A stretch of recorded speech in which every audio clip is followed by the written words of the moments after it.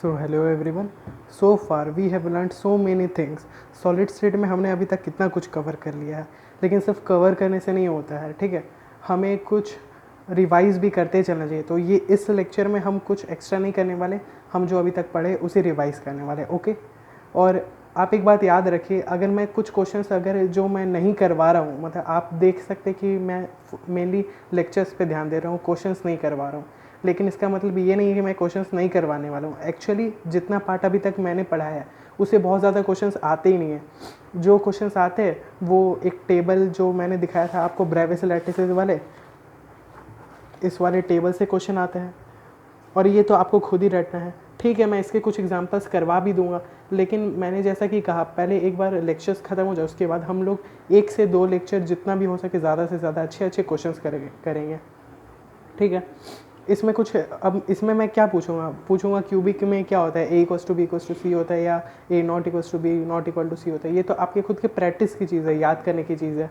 अभी तक क्वेश्चंस पूछे ऐसा कुछ नहीं है, मतलब जो भी अभी तक मैंने पढ़ा है उसमें क्वेश्चंस बनने लायक कोई क्वेश्चंस है ही नहीं जिससे एग्ज़ाम्स में क्वेश्चन आए, जिससे जो एग्ज़ाम्स में क्वेश्चन आते हैं वो ये सब याद करने वाली चीज़ें हैं। इसमें कुछ है नहीं। क्वेश्चंस आते हैं एम्पेरिकल फार्मूला से, तो वो मैंने आपको करवाया है, कुछ क्वेश्चंस करवाए, और भी क्वेश्चंस हम करेंगे।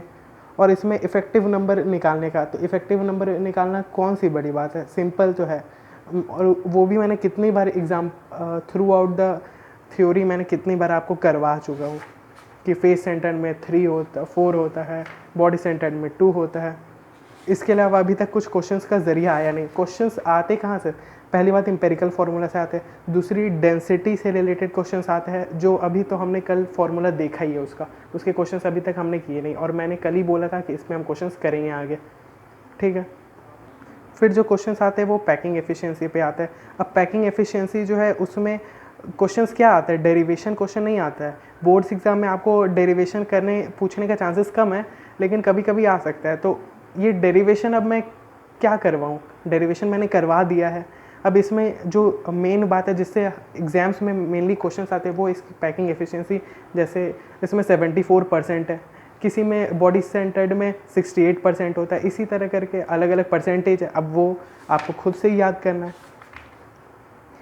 उसके बाद जो क्वेश्चंस आते हैं वो इम्प्योरिटीज़ वगैरह से आते हैं, तो वो अभी मैंने कवर ही नहीं किया, अभी मैंने करवाई नहीं है। और जो एक्स्ट्रा टॉपिक है जो एनसीईआरटी में नहीं है, जैसे मैंने आपको लास्ट टाइम बताया था कि कोई भी 2 एटम, कोई भी 2 मॉलिक्यूल जो किसी यूनिट सेल में प्रेजेंट है, अगर वो a√2 के डिस्टेंस पे है, a√2 के डिस्टेंस पे जितने भी मॉलिक्यूल्स है वो हमेशा एक दूसरे को टच करेंगे। ये सब एनसीईआरटी वगैरह में नहीं है, लेकिन इन सब से क्वेश्चन आते हैं, तो मैंने आपको बताया है। फिर एक रेडियस रेशियो करके एक टॉपिक होता है जो एनसीईआरटी में नहीं है, लेकिन आपके मेंस और एडवांस के सिलेबस में है, नीट के भी सिलेबस में है। कभी कभी क्वेश्चंस अच्छे खासे बहुत बार उस पर बेस्ड आते हैं, तो वो मैं आपको करवाऊँगा। अभी मैंने करवाया नहीं। तो जो मेनली क्वेश्चंस वाले पार्ट है वो तो अभी तक ज़्यादा कुछ आए नहीं है, जो आए वो मैंने कराया है, और उससे ज़्यादा टफ क्वेश्चंस आते भी नहीं हैं। तो चलिए हम एक बार रिवाइज़ कर लेते हैं सब कुछ। ये क्वेश्चन वाला पार्ट मैं आपको इसलिए बता रहा था ताकि आपको एक बार आइडिया हो जाए क्वेश्चंस कहाँ से आते हैं। और दूसरा कि किसी बच्चे ने एक बार मतलब कंप्लेन किया कि मतलब क्वेश्चंस मैं नहीं करवा रहा हूँ, तो अच्छी बात है। आपको अगर प्रॉब्लम है, आपको लगता है कि कुछ मैं गलत कर रहा हूँ, तो आपको बोलना चाहिए, ठीक है। तो मैं वही उसका जवाब दे रहा था। सबसे पहले जो हमने पढ़ा था वो था एमोर्फस और क्रिस्टलाइन सॉलिड्स, ओके। तो एमोर्फस सॉलिड्स क्या होते हैं और क्रिस्टलाइन सॉलिड्स क्या होते हैं? क्रिस्टलाइन सॉलिड्स वो होते थे जिनका एक डेफिनेट कैरेक्टरिस्टिक होता था, ज्योमेट्रिकल शेप होता था, ठीक है। तो आपको याद होगा, एक बार फिर से आंख बंद करके एक बार याद कीजिए क्रिस्टलाइन, उसको रिमाइंड कीजिए। क्रिस्टलाइन में क्या क्या होता था? उनका एक शार्प मेल्टिंग पॉइंट होता था, उनका एक sharp latent heat of fusion होता था, वो एन आइसोट्रोपिक होते थे। एन आइसोट्रोपिक क्या होता था कि एनाइसोट्रोपिक वो एक प्रॉपर्टी होता था किसी भी क्रिस्टलाइन सॉलिड का, जिसके कारण जिसमें एक ही मतलब अच्छे खासे अरेंजमेंट में जब एटम्स अरेंज होते हैं, मॉलिक्यूल्स अरेंज होते हैं, तो उसमें एक पार्टिकुलर एंगल से किसी पार्टिकुलर फिजिकल क्वांटिटी का अलग वैल्यू आता है, लेकिन किसी और एंगल से कोई और वैल्यू आता है। जैसे रिफ्रैक्टिव इंडेक्स हो गया, इंटेंसिटी ऑफ लाइट हो गया। जैसे अगर हम इस अलॉन्ग दिस वे अगर हम लाइट भेज रहे, जैसा कि लाइन दिख रहे हैं यहाँ पे, इस वे में अगर हम भेजेंगे तो देखिए ज़्यादा number of particles in the path of light आ रहे हैं, ज़्यादा मोर नंबर ऑफ़ पार्टिकल्स अगर इस पाथ पे आएंगे तो ज़्यादा रिफ्लेक्शन होगा, ज़्यादा रिफ्लेक्शन बैक होगा, तो जो इंटेंसिटी ऑफ लाइट फाइनली जो यहाँ पे हमें निकलती हुई दिखेगी वो कम होगी।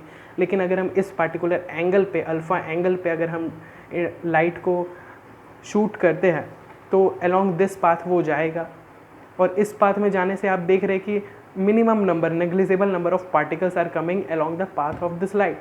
अगर नेग्लिजिबल नंबर ऑफ पार्टिकल्स अगर पाथ में आ रहे हैं तो रिफ्लेक्शन कम होगा, रिफ्लेक्शन कम होगा तो फाइनली जो डी पॉइंट पे जो इंटेंसिटी ऑफ लाइट है वो ज़्यादा होगी इन कंपेरिजन टू बी। तो ये था एनआइसोट्रोपिक नेचर। बाकी अगर हम किसी भी क्रिस्टलाइन सब्सटेंस को अगर कट करते हैं तो उसका जो रिजल्टेंट पीस होता है, तो वो है बिल्कुल न्यू जनरेटेड पार्टिकल्स के जैसा होता है, मतलब बिल्कुल स्मूथ होता है। आपके घर में चीज़ या बटर होता है ना, तो अगर आप उसे बीच से एकदम कट करते हैं या किसी भी पार्ट से, किसी भी साइड से अगर आप कट करते हैं तो उसका जो न्यूली जनरेटेड पीस होता है, अलग अलग जो दो पार्ट में वो बट जाते हैं, उसके बाद जो वो पीसेज होते हैं उनके जो नए नए सरफेस हमको देखने को मिलते हैं वो भी क्या होते हैं, बिल्कुल सॉफ्ट और स्मूथ होते हैं ना। इसी तरह जो भी पार्टिकल्स है, जो भी एलिमेंट्स है, जो भी ब्लॉक आप ले रहे हैं, जो भी सॉलिड मटेरियल आप ले रहे हैं, अगर हम उसे काटते हैं पीसेज में और अगर वो न्यूली जनरेटेड पीसेस सॉफ्ट में अगर मिलते हैं हमें, तो इसका मतलब है कि वो कैसे सब्सटेंस है, क्रिस्टलाइन। और बाकी क्या, और जो इनके जस्ट अपोजिट है वो होते हैं एमरफस। और एमरफस जो क्वांटिटीज थी उनकी एक स्पेशल नेचर थी कि वो जो है बहुत स्लोली फ्लो करते हैं, जिसके कारण हम अपने विंडोज़ में देखते बहुत सालों साल बाद, परदादा जब पार हो गए उसके बाद भी देखे तो जो नीचे ग्लासेस होते हैं वो थिक हो जाते हैं। क्यों? क्योंकि वो बहुत ही स्लोली जो है एमरफस सॉलिड्स फ्लो करते हैं एज लिक्विड, इसलिए उन्हें कहा जाता है सुपर कूल्ड लिक्विड्स। फिर जो एक कंसिडरेबल पार्ट था वो था कोवेलेंट नेचर ऑफ सॉलिड, जिसमें ग्रेफाइट का स्ट्रक्चर था, जिसमें ग्रेफाइट के कुछ इंपॉर्टेंट पॉइंट्स थे, जैसे कि they are also called giant molecules, strong directional nature, फिर extremely high melting points and even में डिकम्पोज बिफोर मेल्टिंग। समझ में आ रहा है? फिर वो इंसुलेटर्स होते हैं, graphites are soft and conduct electricity. ये सब थे उसके कुछ एक्सेप्शनल पॉइंट्स। ये हो गया उसका स्ट्रक्चर। फिर जो एक इम्पॉर्टेंट टेबल था वो ये वाला था, जिसमें क्लासिफिकेशन ऑफ सॉलिड्स दिया हुआ था, जिसमें अलग अलग टाइप्स दिए हुए थे। जैसे मॉलिक्यूलर सॉलिड है वो कैसे होते हैं, मॉलिक्यूल्स होते हैं। मॉलिक्यूलर सॉलिड के एग्जांपल्स में जनरली मॉलिक्यूल्स ही आते हैं। और आयोनिक सॉलिड्स होते हैं, एग्जांपल उसके आयंस होते हैं। आयोनिक नाम से ही पता चला, आयोनिक सॉलिड्स क्या होंगे, उसके अंदर आयंस ही होंगे ऑफकोर्स। मेटेलिक सॉलिड्स नाम से ही पता चला, मेटेलिक सॉलिड्स में क्या आएंगे, मेटल्स आएंगे। Covalent solids, covalent network solids जो हमने पढ़ा है, कोवेलेंट बॉन्ड होता है, केमिकल बॉन्डिंग में आपने पढ़ा है केमिकल कोवेलेंट बॉन्ड होता है, तो उस टाइप के जो मॉलिक्यूल्स होते हैं वो आ जाएंगे कोवेलेंट नेटवर्क सॉलिड में। देखिए एग्जांपल इसका SiO2, SiC, carbon, diamond, graphite, ये रहे उसके सब के एग्जांपल्स दिए हुए। ये एग्जांपल्स आपसे पूछ के इसके प्रॉपर्टीज़ का भी पूछ लेते हैं, या फिर ये कौन से टाइप के सॉलिड्स में आते हैं वो पूछ लेते हैं। मैंने बताया था कि एक इम्पॉर्टेंट है। और ये कुछ अच्छे इसके जैसे एक्सेप्शनल केसेस है, कंडक्टर होते हैं एक्सेप्ट ग्रेफाइट। ग्रेफाइट के मतलब जो कोवेलेंट नेचर सॉलिड्स होते हैं वो इंसुलेटर्स होते हैं, सारे इंसुलेटर्स होते हैं एक्सेप्ट ग्रेफाइट, जैसा कि आप जानते हैं कि वो कंडक्टर होता है। फिर जो है इनकी मेल्टिंग पॉइंट्स है, very low, low, low, high, fairly high, and सबसे ज़्यादा हाई किसका होता है, कोवेलेंट नेटवर्क का। फिर हमने देखा था कि बेसिक स्ट्रक्चर कैसा होता है किसी भी यूनिट सेल का। फिर उसके जो पैरामीटर्स होते हैं अल्फ़ा, बीटा, गामा और ABC, वो क्या होते हैं। ABC क्या डिनोट करते हैं, लेंथ, ब्रेथ और हाइट को किसी भी यूनिट सेल के। अल्फ़ा, बीटा, गामा उनके कॉरस्पॉन्डिंग साइड्स के बीच के एंगल्स को डिनोट करते हैं। ये तीनों अलग अलग हो सकते हैं, डिफरेंट टाइप्स ऑफ सॉलिड। इनके बेसिस पे जो क्लासिफिकेशन था उन्हें हमने कहा था ब्रेविस लैटिसेस। ये कितने टाइप्स के होते थे, कुल मिला के 14 टाइप्स के होते थे। फिर था जो बेसिक स्ट्रक्चर्स होते हैं, जैसे बॉडी सेंटर्ड हो गया, फेस सेंटर्ड हो गया, प्रिमिटिव हो गया, उसके इफेक्टिव नंबर हमने पढ़े थे। फिर आया था हमारे पास ये जो ब्रेविस लैटिसेस के जो मेजर 7 टाइप्स होते हैं, 7 टाइप्स के अंदर फर्दर क्लासिफिकेशंस होते हैं जो हमने यहाँ पे देखा था। मतलब जो ब्रेविस लैटिसेस होते हैं वो collection of 14 types of structures होता है, लेकिन वो जो 14 टाइप का स्ट्रक्चर क्लासिफाइड होता है ना, उसके पहले भी एक क्लासिफिकेशन आता है जिसका कोई नाम नहीं है, लेकिन फिर भी वो क्लासिफिकेशन ऐसे है, मतलब वो 7 ग्रुप्स में डिवाइडेड है। और वो जो 7 ग्रुप्स हैं, हर एक ग्रुप फिर फर्दर डिवाइडेड है, फर्दर सब ग्रुप्स में डिवाइडेड है, और जो वो सब ग्रुप्स है अलग अलग, सब के अपने अपने सब ग्रुप्स है, तो सब के जो सब ग्रुप्स के एग्जाम्पल्स है, जो पार्ट्स है, वो सबको ऐड कर देते हैं, वो 14 हो जाते हैं, और वही 14 का कलेक्शन हम क्या कहते हैं, ब्रेविस लैटिसेस कहते हैं। जैसे ये क्यूबिक हो गया, आप देख सकते हैं ये जो क्यूबिक है इसमें क्या है, a = b = c है, अल्फ़ा बीटा गामा तीनों क्या है 90 डिग्री है। टेट्रागोनल के केस में a = b तो है लेकिन नॉट = c है, हाइट ज़्यादा है, तीनों 90 है। ऑर्थोरोम्बिक के केस में क्या होता है, तीनों साइड्स जो है, तीनों के साइड्स का लेंथ अलग अलग होता है लेकिन फिर भी 90 डिग्री है। ये जो हेक्सागोनल है, हेक्सागोनल के केस में आप देख सकते हैं कि ये वाला पार्ट जो पिंक कलर किया हुआ है ना, वो देखिए ये एक क्यूब है जिसे जो थोड़ा सा मतलब ट्विस्टेड है, ट्विस्टेड क्यूब के जैसा ये दिख रहा है, जो a = b है लेकिन नॉट = c है, इसका हाइट थोड़ा ज़्यादा है। ये वाला जो एंगल, ये पर्टिकुलर एंगल 90 डिग्री है, लेकिन ये जो एंगल है ये a और b के बीच में वो 120 डिग्री है। ये हो गया हेक्सागोनल। रोम्बोहेड्रल, रोम्बोहेड्रल के केस में क्या है, वो भी क्यूब ही है, बस क्या है थोड़ा सा मतलब उसमें टॉर्क लगाया गया है। जैसे हम लोग टॉर्क पढ़ते हैं ना, along this, along the surface होता है ना एक, उस तरह अगर मतलब अगर ये क्यूब है तो अगर हम अलोंग द सरफेस अगर हम फोर्स लगाए तो ये क्या होगा, थोड़ा सा फोल्ड होगा ना, ये वही है। और जो एंगल से, जितने एंगल से ये फोल्ड होते हैं वो तीनों इक्वल होते हैं। मोनोक्लिनिक के केस में क्या है, a ≠ b ≠ c होता है। इसमें दो एंगल्स तो 90 डिग्री होते हैं लेकिन जो तीसरा एंगल है जो इस फिगर में नहीं दिख रहा है वो 90 नहीं होता है। और जो लास्ट में आता है ट्राइक्लिनिक, ट्राइक्लिनिक के केस में भी वैसा ही होता है, a ≠ b ≠ c, और यहाँ पे तो अल्फ़ा बीटा गामा भी मतलब इक्वल नहीं होते और ना 90 के इक्वल होता है। ओके, अब ये जो टेबल है, मैंने ये कहा था आपको ये इंपॉर्टेंट टेबल है और इसको याद रखने का मैंने अच्छा सा आपको ट्रिक भी बताया था, आई होप कि आपको याद होगा। फिर आता है topic contribution of different particles. तो जैसे हम देख सकते हैं यहाँ पे, आप एक बार फिर से अच्छे से देख लीजिए, ये जो है ठीक है, ये एक सेंटर में कॉर्नर पे एटम रखा हुआ है। आप देख सकते हैं ये जो एटम है ये इस वाले क्यूब को भी कंट्रीब्यूट कर रहा है, इस वाले क्यूब को भी अपना कुछ पार्ट कंट्रीब्यूट कर रहा है, इस वाले को भी कुछ पार्ट कंट्रीब्यूट कर रहा है, इस वाले को भी कर रहा है।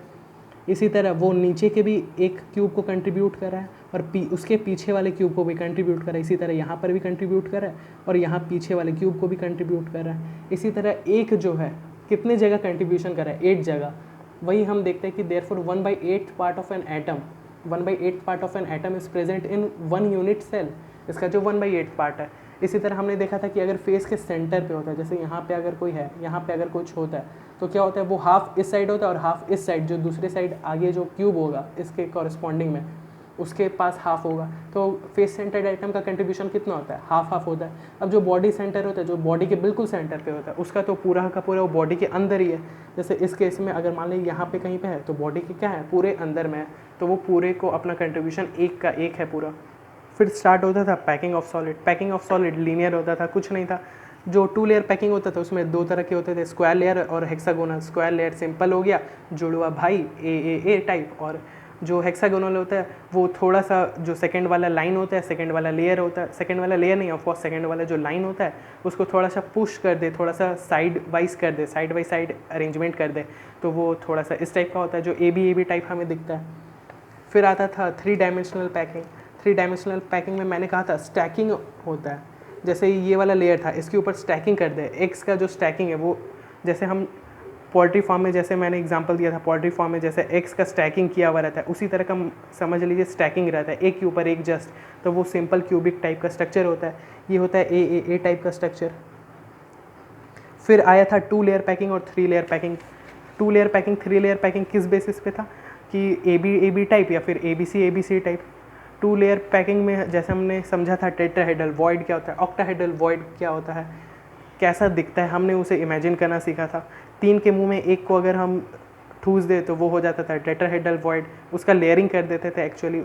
और जो ऑक्टाहेड्रल वॉइड होता था वो क्या होता था, 3 एक जैसा होता था और जो दूसरा पेयर एक और ऐसा लेते थे उसको 180 डिग्री रोटेट करके एक के ऊपर एक अलाइनमेंट कर देते थे। ठीक है, ऐसे दिखते थे टेट्राहेड्रल और ऑक्टाहेड्रल वॉइड्स। फिर आते थे 3 लेयर पैकिंग जिसमें कवरिंग ऑफ टेट्राहेड्रल वॉइड और कवरिंग ऑफ ऑक्टाहेड्रल वॉइड होता था। ये हमारे पास जो यहाँ पे टेट्राहेड्रल वॉइड बनता था, ये जो हमारे पास टेट्राहेड्रल यहाँ पे वॉइड बनता था, तो उसको अगर जैसे ये ऐसे है तो इसको ऐसे करके अगर हम पलट दें तो उस केस में ये ऐसा दिखने लगता था। बिल्कुल ऐसा दिखने लगता था। मतलब पहले ऊपर से लेयरिंग किया हुआ था, अब क्या हो गया, पलटने के बाद नीचे से लेयरिंग रह गया, लेकिन ऊपर से लेयरिंग अभी भी बाकी है। तो अगर हम ऊपर से लेयरिंग करने के लिए जस्ट एज यूजुअल जैसा नीचे में है सैंडविच के जैसा अगर हम एक के ऊपर एक अलाइन कर दें तो वो क्या हो जाएगा, जो थर्ड लेयर कैसा हो जाएगा, बिल्कुल ए के जैसा ही हो जाएगा। अगर जो नीचे में लेयर है, ये वाला जो लेयर है जो पहले ऊपर था अब नीचे चला गया, उसे हम लेयर 1 माने थे, और जो ऊपर में आ गया जो पहले नीचे था लेकिन अब ऊपर है पलटने के बाद, तो वो उसको लेयर 2 मानते थे। और जो लेयर 3 हम लोग लगा रहे हैं, देखिए जैसे मैंने इस फिगर में दिखाया था, ये वाला बैक साइड है और ये वाला ऊपर ऊपर है। तो हम अगर इसी के ऊपर जस्ट एज इट इज़ इसको भी अगर लगा देते थे लेयर 3, तो वो किसके सिमिलर हो जाता था, लेयर ए के जैसा, तो वो हो जाता था ए बी टाइप पैकिंग। और अगर हम लोग जैसे कि ये आप देख रहे हैं, ये बैक साइड था और ये ऊपर ऊपर है, इसके ऊपर ही जस्ट हमने लगा दिया था एज़ यूजुअल, तो ये हो गया था ए बी टाइप पैकिंग। अब देखिए ये ऑक्टाहेड्रल वॉइड आपको दिख रहा है, ऑक्टाहेड्रल वॉइड ये वाला दिख रहा है ना आपको। अगर हम इसके ऊपर जैसा कि यहाँ पे थोड़ा सा लाइट सर्कल दिख रहा है आपको, इसके ऊपर ही अगर हम लगा देते थे तो उस केस में ये ऊपर को कवरिंग कर लेता था, तो वो ना ए के जैसा था ना बी के जैसा, तो ये कैसा हो जाता था, एक अलग ही लेयर बन जाता था A B C type packing. A B C type packing को ही हमने समझा था FCC पैकिंग या CCP पैकिंग। उसके बाद आया था कि टेट्राहेड्रल वॉइड्स, ऑक्टाहेड्रल वॉइड्स कहाँ कहाँ प्रेजेंट होते हैं।